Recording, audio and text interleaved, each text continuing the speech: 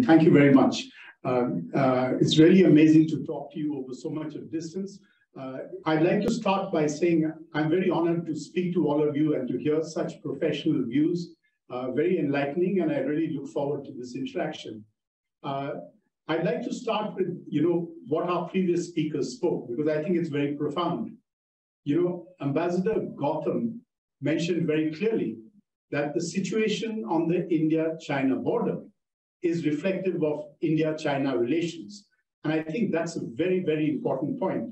We have two nuclear nations, two armed forces on eyeball-to-eyeball contact, and that's a very serious situation. I liked what Dr. Henry said, and he saw that, two of the most populous countries, two of the most promising economies, and, if we collaborate, we can gain so much more. And I like what Colonel Zhao said. He said that there's been plenty of effort, but it's a very serious situation. Now, in my life, and I'm sure you have also done this SWOT analysis, strengths, weaknesses, opportunities, and threats. It's always easy to see strengths, it's easy to see weaknesses, but I always get confused between opportunities and threats. Because if you look at a threat differently, it can actually be an opportunity. And if you look at an opportunity differently, it can be a threat. And I think that's quite what Ambassador Gautam and Dr. Henry said. Now, if I were to look to convert this threat into an opportunity, I think we have to ask ourselves two questions. And they're very important questions. The government of India was formed after independence in 1947, and the government of the People's Republic of China was formed in 1949. Almost 75 years have passed, but we have not been able to resolve this border. Why have we not been able to resolve the dispute on the border is the first question. And I'll try and answer that question, and I'll be glad to hear views of the fellow panelists. The second question is that in the armed forces, we have a saying that if you follow an approach and you don't get success, if you are attacking a feature and you attack on one approach and you're not getting success, Colonel Zhao will point me out, we always adopt a new approach. So is there possibility of a new approach? Well, I think I can think of at least one new approach, and that's the second question, which I'm going to try and answer. Now, over to the first question. Why have we not been able to solve this problem for 75 years? And Colonel Zhao brought out that there has been a lot of effort on the parts of diplomats, efforts on the parts of bureaucrats, but none of the solutions are acceptable to our leaders. And why is it?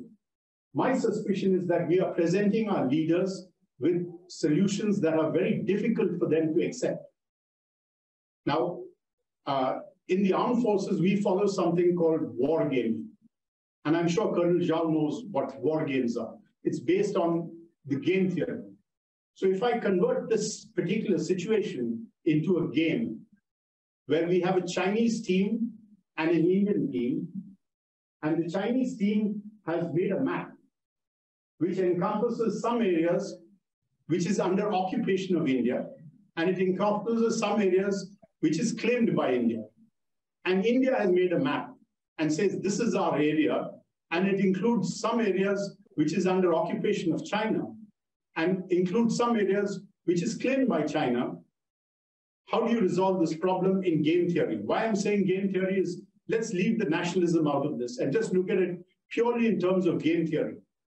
Many solutions are possible, but one set of solutions are called as win-lose solutions. Someone's win is someone's loss. And I think the solutions which we are presenting on the border are win-lose. Any solution that we take to our leaders or any solution which you take to your leaders will be, let's give up this and let's take this. And I don't blame our leaders. Those are win-lose situations, and it's always easier for them to say, let's maintain status quo, and that's what's happened for 75 years. So the answer, my answer to the first question is why we've not been able to solve this problem is we're not coming up with imaginative solutions which can be presented as win-win to our leaders. Is it possible to provide a win-win solution to this? And I think in game theory, win-win solutions are possible. There are areas of differing perception. There are areas of dispute. Can we say that areas of differing perception and areas of dispute could be put under the joint administration of India and China? And therefore, when we do produce an area of border area, no one has to lose territory. No one's map has to change. It can be added to both countries. Easier said than done. But is that a possibility of a principle? Which comes to the second question. Is a new approach possible?